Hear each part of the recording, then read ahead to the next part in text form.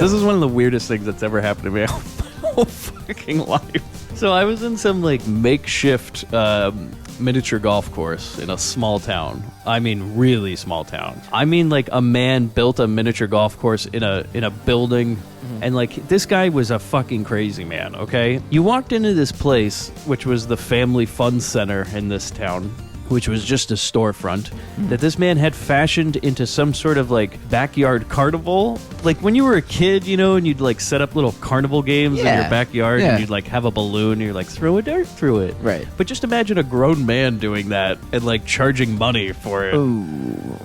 And he built this miniature golf course out of like just plywood and stuff. And the person I went with, by the way, when we were done, said, "Wonder if he's ever heard of a level." Because the fucking ball's rolling all over the goddamn place.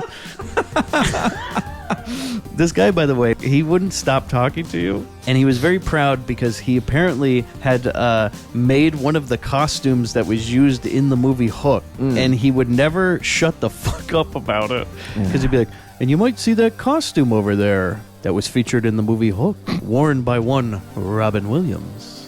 And you know who made that costume? You're looking at him."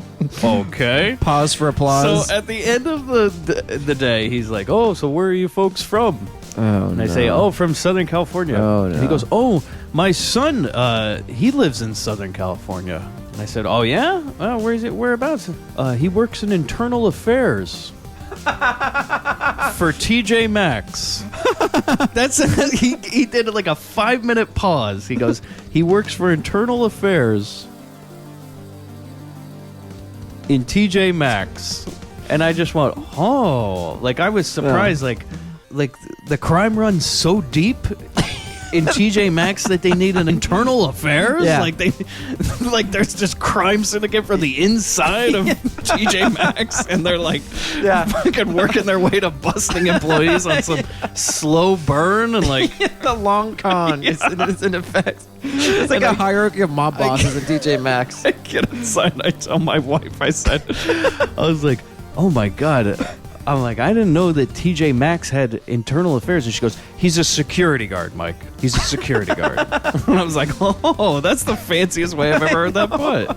I picture like the tweed suit with like the pads on the elbows and like the badge he pulls out and the hat.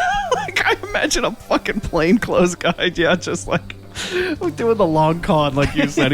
He's going around to different TJ Maxx's. He's trying to see where these bottles of shampoo have gone. I mean, they can't find it out.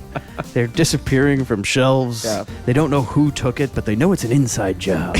One day the trail's gone cold. This guy going all around the country. He's got a notepad and notes, just like fucking True Detective. Yeah. He's also starting to lose it a little bit. You know, he's talking about how time is a flat circle. And I'm going to find that Head and Shoulders. The last thing I do. It's taking him to some fucking bayou castle. This crime runs deep over at the TJ. Internal affairs. He's taking up chain smoking and he's just fucking downing coffees all night at Denny's with all these fucking pictures in front of him of shelves with these crime scene. There's just a little bit of Head and Shoulders left, you know. No, there's like chalk outlines of bottles of shampoo. And then instead of blood, it's just like shampoo stains where you said. Shampoo stains on like a shirt on the ground, you know. They got the chalk outline. He's been in there for days taking pictures, Polaroids. He just scatters them all around the table and he's fucking losing it. And then the lady comes up, she's like, "Do you want anything else?" "Just drink a fucking coffee."